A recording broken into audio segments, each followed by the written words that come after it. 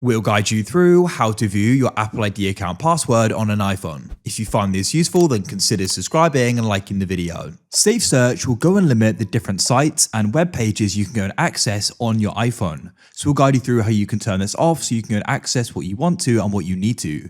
Make sure this full video as there are different ways we can go about this. This first method will apply to any web browser on your iPhone. In this case, I'll use Safari though. So for the first way, we're actually going to go and head to Google. So you can come to google.com. Here we are.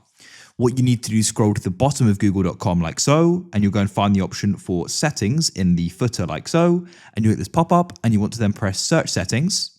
Once you're here, you want to then go and find the option for safe search in content, and you can tap there.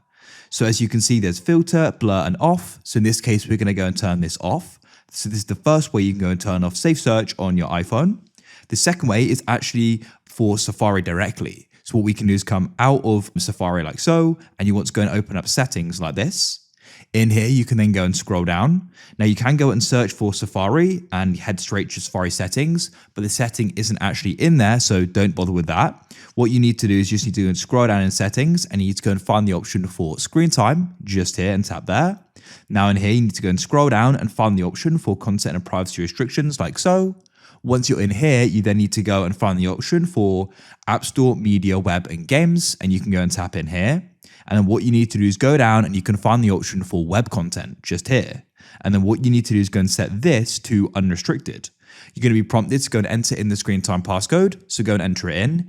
If you can't remember but you set it up, I'll show you how you can go and reset that in a moment and turn it off if you wish.